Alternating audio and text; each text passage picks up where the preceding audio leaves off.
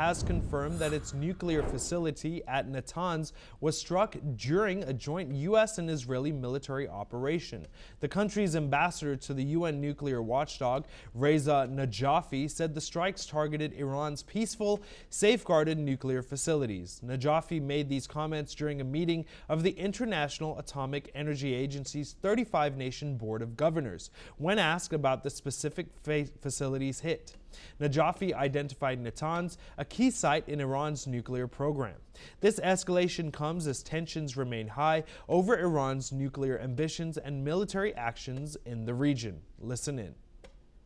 Joint aggressions of the U.S. and Israeli regime is the second aggression in less than 9 months. All these attacks are unlawful, criminal, and brutal. Only in one case, they completely destroyed an elementary school, killing at least 165 girl students. This is the so-called help and freedom that U.S. President had promised to Iranians. Again, they attacked Iran's peaceful, safeguarded nuclear facilities yesterday. Their justification that Iran wants to develop nuclear weapons is simply a big lie. They martyred our supreme leader, who was the only Muslim scholar completely prohibiting nuclear weapons. Lies, deception, and misrepresentation has always been a fundamental tool of the U.S. foreign policy. This is what has been called as weapons of mass deception of the U.S. Historically, they used deception and disinformation to invade other countries. This war was launched by the U.S. president, who attempts to portray himself as a man of peace and asking for Nobel Peace Prize. Even when they talked about peace, it is a lie.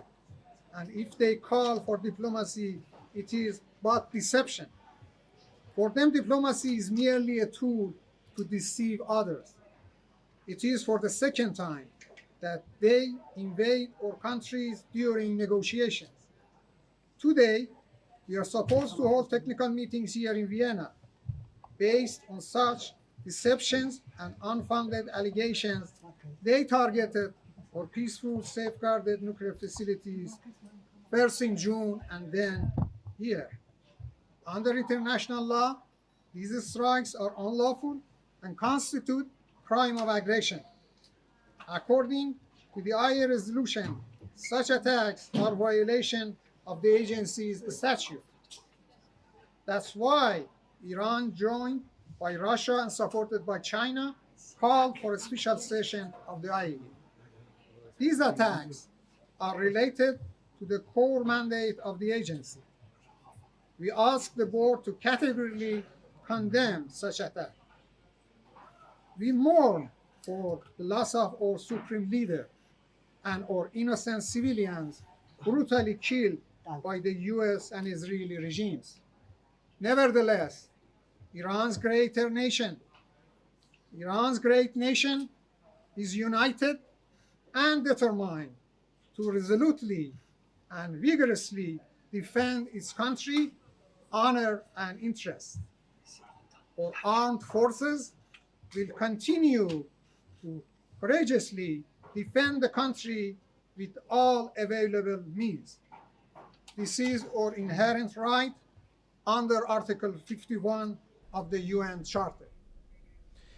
Meanwhile, the head of the UN nuclear watchdog, Rafael Grossi, stated that his agency has no indication that any nuclear installations in Iran were damaged or struck in the recent U.S.-Israeli military actions.